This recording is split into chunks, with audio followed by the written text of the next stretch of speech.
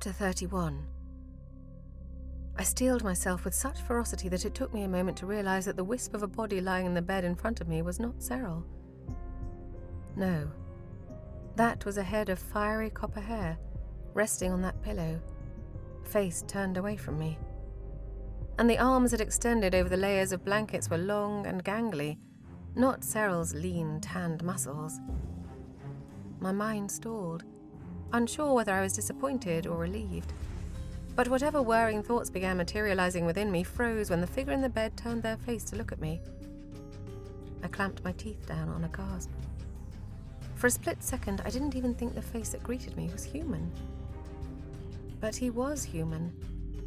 He was an old friend.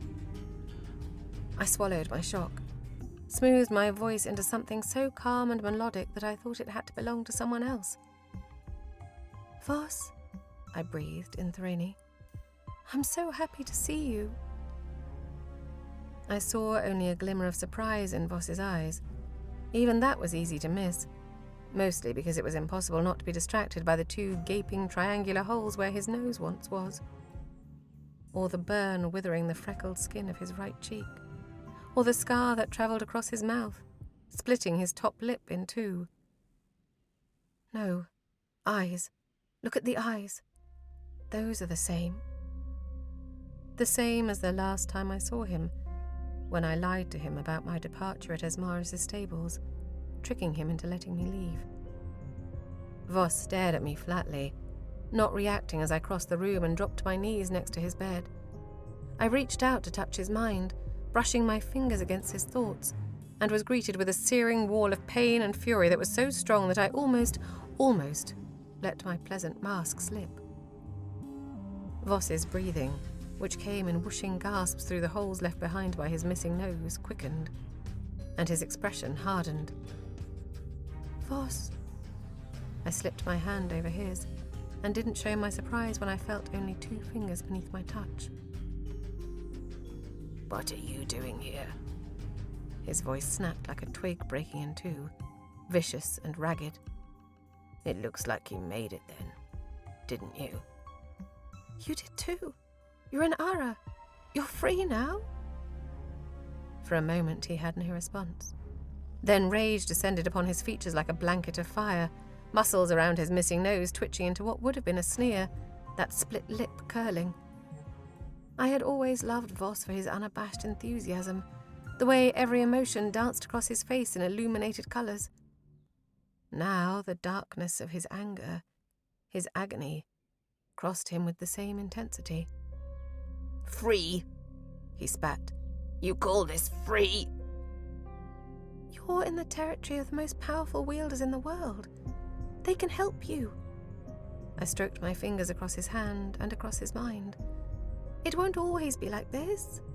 I promise it won't." I hoped I wasn't lying to him. Again. "This happened to me because of you."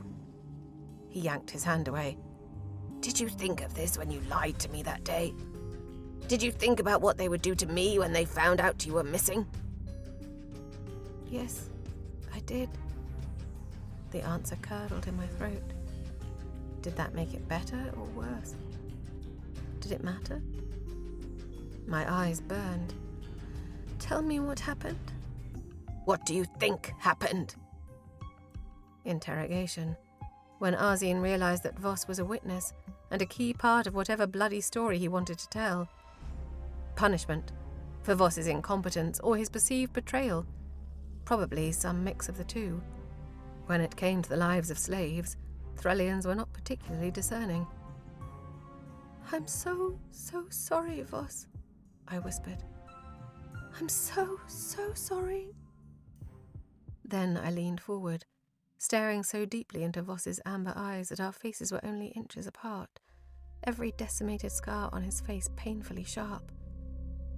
"Please, Voss, what happened to Cyril? Where is Cyril?" I didn't know it was possible for the rage to lurch deeper into Voss's face, but it did.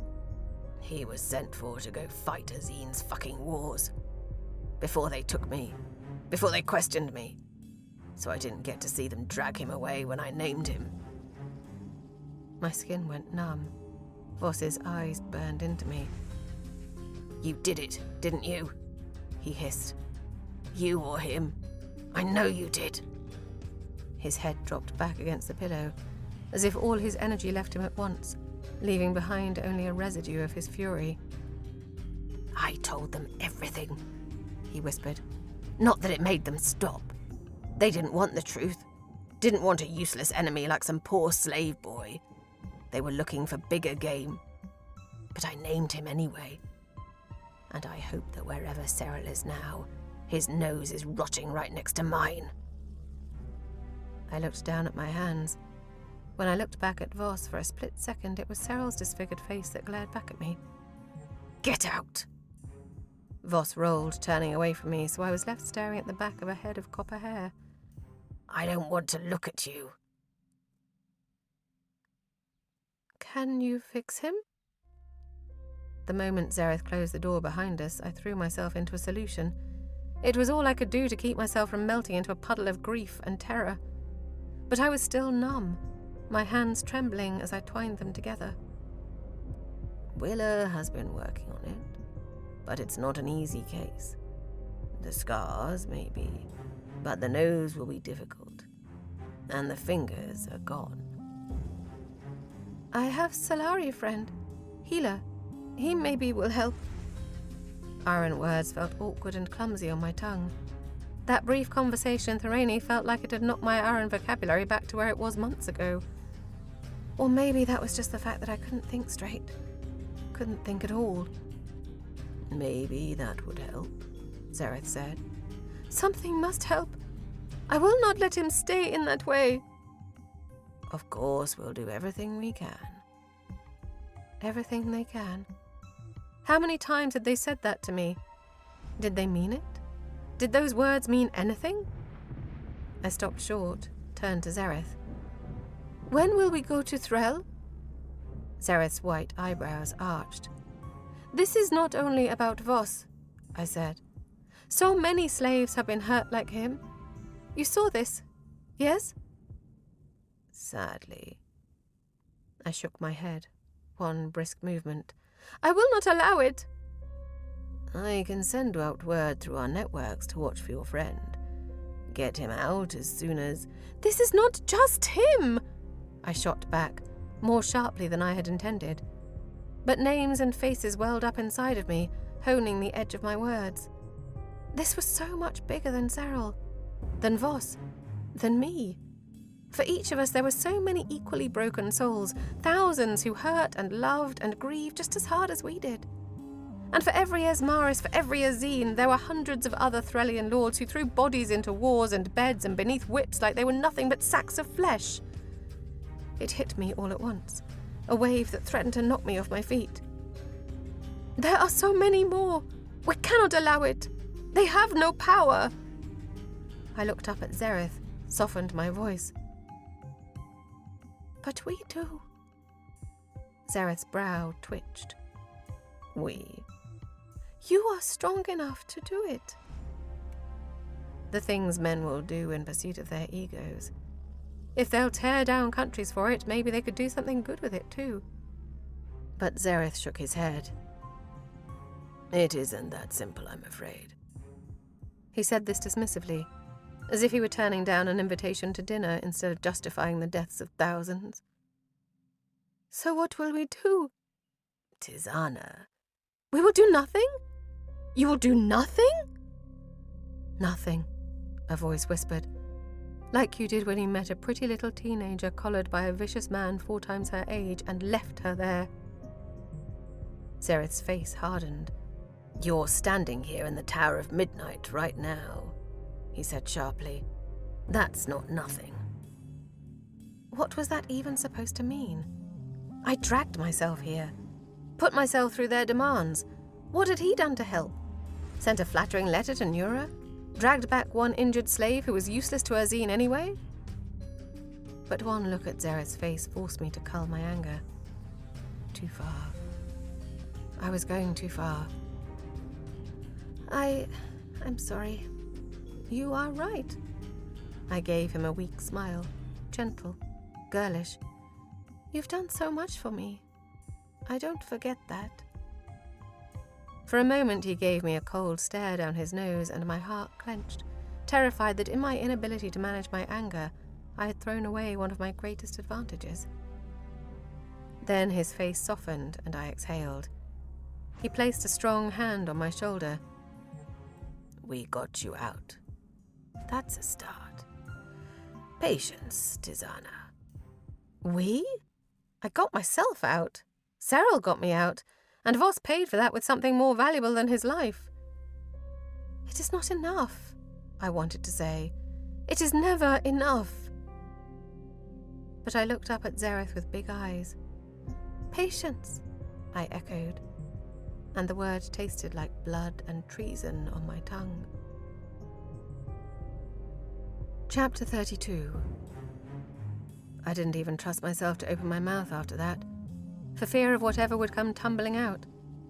I kept myself tightly bound, carefully wrapped, as I returned to Max in the tower lobby, as I nodded politely when Willa invited me to some ball or party or some other frivolity. I wasn't paying attention, and as Max and I left those oppressive towers into the crisp, almost autumn air. Max tilted his chin towards the city, a cluster of activity just down the hill. I've already broken my record of time spent in polite society for the last 5 years. We could keep up the streak and have that promised celebratory outing if you want. Get a drink or 3. Talk about all of the ways in which that test was bullshit. There was a certain veiled softness, a certain imploring question to his tone that made it very clear that he knew something was wrong. No, thank you. Do you want to? No. I said it more sharply than intended. I only want to go home, please. I want to go home. I didn't even know which home I was talking about. Max's house, my room in Ismaris's estate, my little cabin in the village beneath the wings of my mother's safety. An Isranese city I barely remembered. All of them, or none. I just didn't want to be here, in the judging shadow of the towers, when I fell apart. Of course, Max murmured. I closed my eyes, heard the welcome crinkle of paper and ink, and opened them to flowers. The sight of those wild, twisting vines was just enough to make every strange knot inside of me snap at once. My knees hit the dirt. Max listened in silence as the words spilled out of me. With each one, his mouth grew tighter, his eyes harder, the tight wrinkle at the bridge of his nose more pronounced. They are fucking with you, he said quietly when I was done. Don't accept that from them. I drew my knees up, wrapping my shaky fingers around them. Even now, all of my muscles were still tensed, as if holding back something unpleasant that I couldn't allow to reach the surface. Were they fucking with me? Or did they just not think of me, or anyone like me, at all? Why would they do that? I don't know. But what they did to you during that evaluation? He shook his head. One sharp movement that burned more than a string of curses. They needed to test me, I said quietly, and I did it. It doesn't matter. That was so far beyond the bounds of a typical evaluation. You were better than they expected you to be, but that doesn't change the fact that they stacked the deck against you. I'm not afraid of that. Max let out a violent scoff. So to you, all of this is all right? It's all right for them to humiliate you this way? It's all right for Xerath to leave you in slavery, even though it would have taken nothing for him to get you out? It's all right for them to screw with your head for some stupid game? He tried to force you, literally, to your knees. That's fucking demeaning. And that's all right with you? No, not all right. I swallowed a surge of rage. But I cannot change what they do. I can only change what they think of me. Right, because Xerath Aldris's friendship has done so much for you so far. My head hurt. Heart hurt. I pressed my palms to the ground, soaking up the coolness of the damp earth. I need his favor. You know this. Max stared at me for a long moment, cold fire rising in his eyes. He stood up, paced, crossed his arms, and then turned back to me. Do you know what I don't understand about you sometimes, Tisaanah? Why aren't you angry? That made me want to laugh. Why wasn't I angry? I wasn't angry because I devoted so much of myself into turning that energy into something else, stuffing it so deeply into myself that it lined the inside of my skin. I can only control myself, that's all. No one has any responsibility to me. No, they do have a responsibility to you. They have a responsibility to be decent human beings. He let out a breath through tight teeth. Sometimes I look at you and I'm amazed at the sheer fucking scale of how people have failed you. Just utterly failed you. It's enough to make me sick. So what about you? How can you look at any of them and not want to claw their eyes out? This is not about me, I shot back. I want to make things change. And to do that, I need to use whatever tools I have. Whatever tools you have? Yes. And what is that exactly? What is this tool that you're utilizing? You are more than your value to powerful men, Tisaanah, and those people will use you and throw you away. I drew in a breath so sharp that it sliced me from my chin to my navel. I heard that. I heard that shade of judgment. I knew it so well, whispered in hallways and corners and in the cloying tones of every man I danced for. I knew it so well it only had to lift its head from a mile away for me to catch its scent. I jumped to my feet, fists clenched. That is not true, I spat. I had nothing more than that, Max. My value to powerful men is why I am alive. So don't you dare speak of me in that way. His face immediately shifted, lips parting. No, You do not get to tell me how I should feel about what has happened to me. And what will anger do for me? Why do I need that? So I can drown in it? So I can use it as an excuse to do nothing with my life? His mouth closed, tightened. I saw a flicker of hurt cross his face, then felt it echo in my chest. I'm guessing, he said tightly, that you're thinking of someone specific. Silence. We stared at each other, both simultaneously wishing that we could inhale our words back into our lungs. My blood rushed in my ears. It drowned my words. So I was relieved when Max's came first. I would never, ever judge you. That was an ignorant thing to say. Most people averted their eyes when they apologized, but not Max. He looked right at me, unwavering, the corners of his mouth twisted. I'm sorry. Shame was an unfamiliar shade on his face, softening all those hard-edged features. He looked sad, just as drained as I was. I watched him, a question stirring. Once, in Threll, I was walking the bounds of Esmaris's estate and came across a dead bird in the street. It had been crushed to death by a wagon wheel, smashed right up its middle. Glossy black fire-tipped wings splayed out against the white cobblestones.